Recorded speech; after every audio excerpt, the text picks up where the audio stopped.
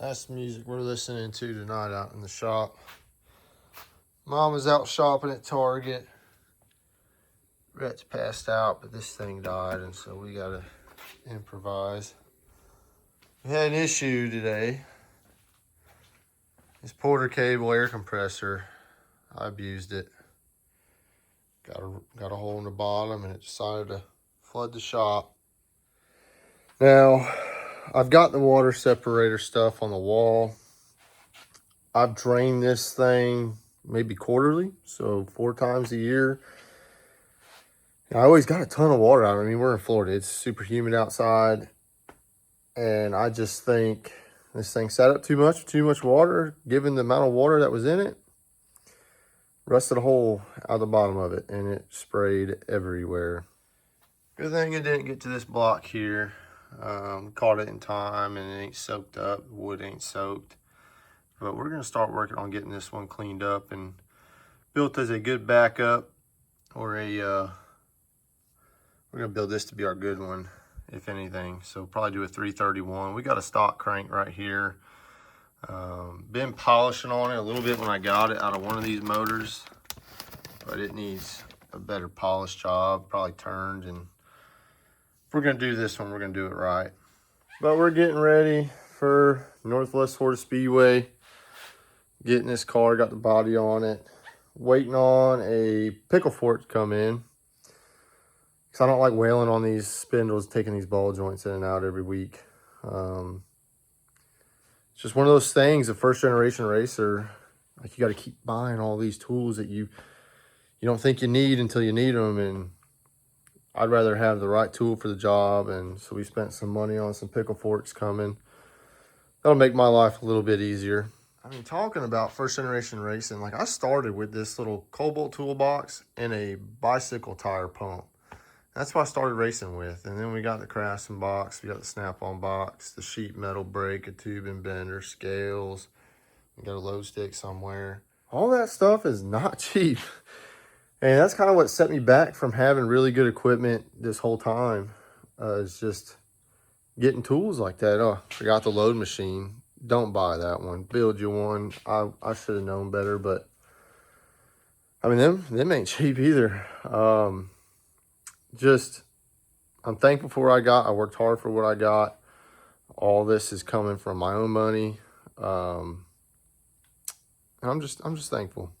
Even though this really expensive air compressor just broke, we're gonna try to fix it up or hop on Marketplace and find us a new shop compressor to plumb in. You know, I'm currently under this left rear. I think we're gonna make some radical changes. Take notes of what those changes do with load numbers and droop and all that stuff, and play around with some things. I wasn't too happy with the car. We found some issues when I was going through the car, smashing shocks and everything. The brake bias last week didn't help us none.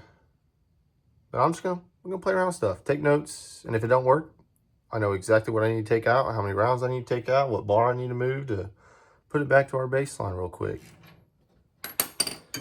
You know, I've come a long way in racing. I mean, I'm still very green with everything. But the people that I talk to at work and talk to here and there, like, man, how do you afford what you do? I don't. I can't afford this stuff. But I don't have anything else. I don't have a four-wheeler I go out and ride. We don't go to the beach. We don't go boating. We don't go to the movies. We don't go to concerts. We don't go out and drink. That's a big one. I see a lot of people spend a lot of money. The only thing I do is race. Like, that's whatever money I got, the last bit of dollar I have goes into these things. So, and I was listening to the Short Track Shakedown podcast with Ricky Haugen, and they asked him, because he had similar things, like, don't you regret all your weekends spent at a racetrack, and don't you regret not going out and doing things? I mean, no, because Ricky Haugen said exactly what I feel. What I want to do is race, and I'm doing exactly what I want to do. Like, I don't have any regrets about anything.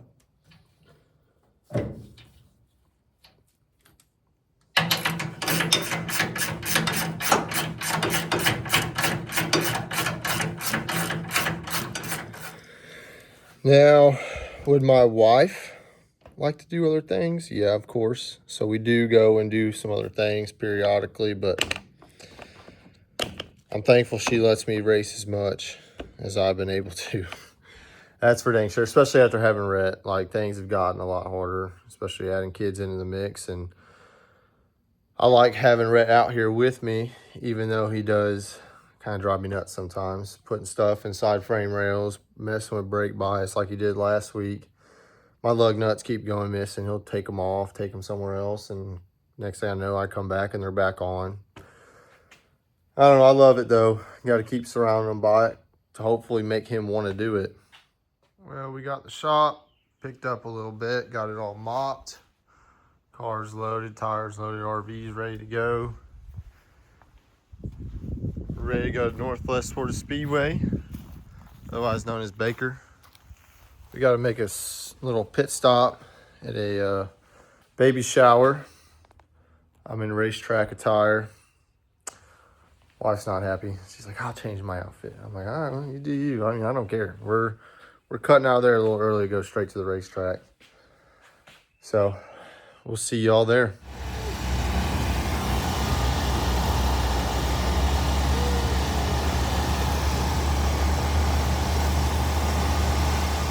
We made it. Y'all might recognize that car.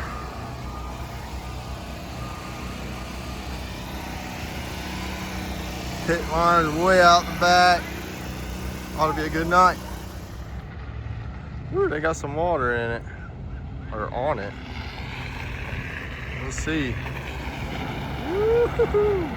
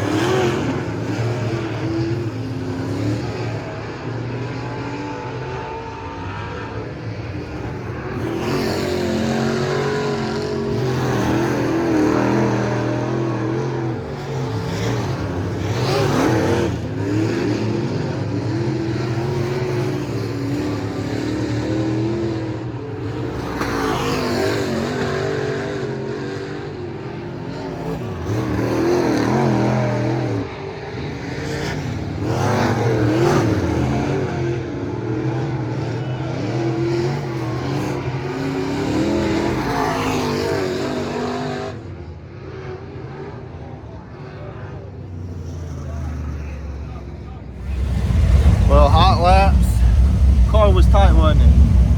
A little snug in the middle, but there's also slop running the track in. But I feel like it looks good now at the driver's meeting. We're starting 6th in the second heat. We got 15 of us. Top 5 in each are getting redrawed for the feature. So top 10 overall, I guess. First night for points for IMCA. I guess that's how we do it. I don't know. We'll see. We made some changes, kind of helped free it up a little bit. We went really aggressive with changes throughout the week. And we'll see what that does.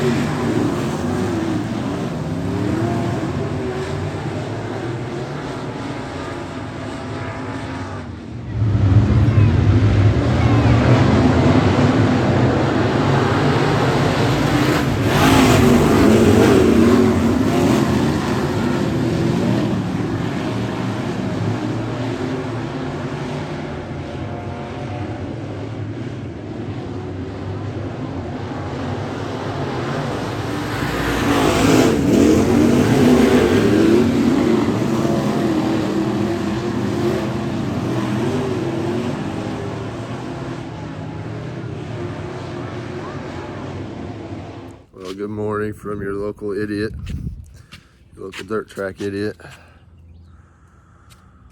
Oh, we tore up some expensive stuff. I know it's April and we got Grinch PJs on, but it was a late night. Killed the spindle, that brand new lower I put on there, all the ball joints, tie rod, probably the center link, idler arm, all that shit. I ain't worried about, it got the shock too. I ain't worried about none of that. What I'm worried about is back here. So underneath here, J-bar mount broke every bolt. And as it did it, it sheared and kind of like ovulated the hole. You can see the exit wound of that bolt. So, yeah, that sucks.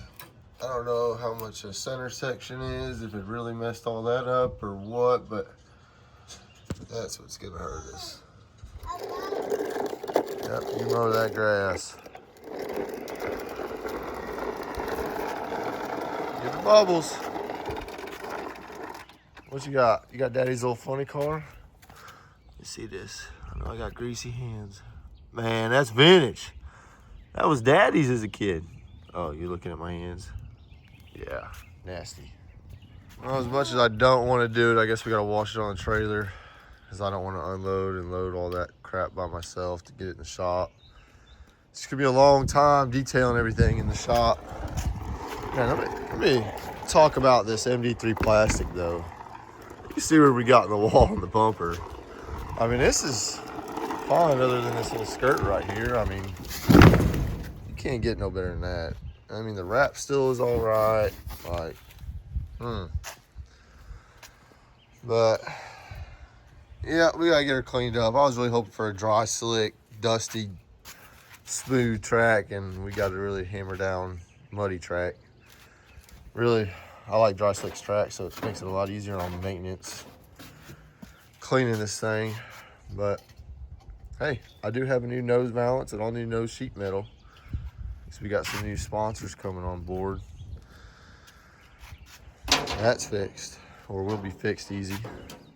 It's just all this front end stuff. And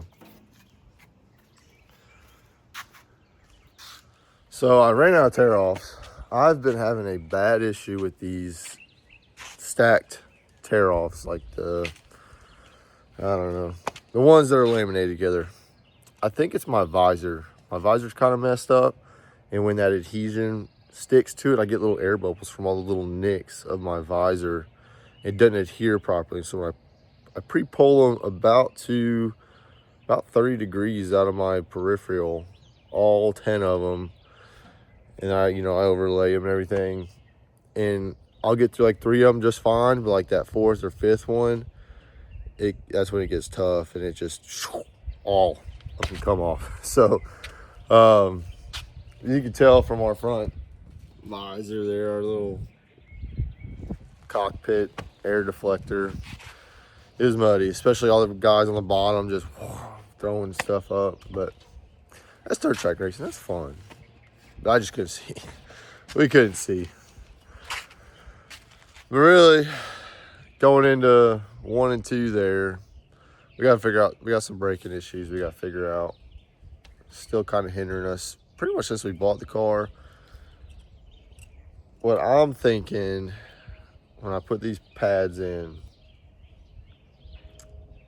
I probably need to swap sides of my front brake pads. I was talking about it with Tyler Allen, and he's give me some tidbits, and I'm like, I do have 2 different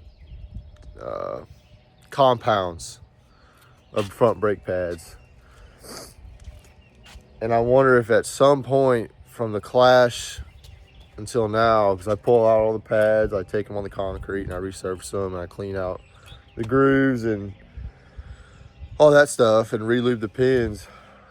I wonder, because every time I take out the fronts together and I do them together and I put them back in, I'm pretty good about making sure they go in on what side. I wonder if I flipped them at some point and I just kept it the same. Because if you can't tell from the video, we got sparks flying from our right front rotor. Our right front rotor's digging, which is not the one you want digging, because we have to run 4-wheel brakes. But I think I'm just an idiot. We'll get it washed up in the shop and I'll verify kind of what I'm thinking. But we'll just take that as a very expensive learning curve. Maybe I can drill out them bolts of that rear end, put helicoils in them, and run it. Because it ain't cracked. It's just that plate is the seal, and that's why all that oil is coming out of there. That expensive, really good Schaeffer's gear oil. But yeah, well, I hate washing on the trailer. I freaking hate washing on a trailer. It's nice, I can kind of get underneath a little better because I don't have a pit lift. We use it on jack stands, but I hate washing it on the trailer, especially when it is this freaking muddy. It's gonna be a long day, fellas. It's gonna be a long day. And then a long couple weeks me detailing it and still getting all the dirt and mud out of everything. And well, I'll see y'all in the next video of us tearing this car apart and fixing all the crap we tore up. Thanks for watching.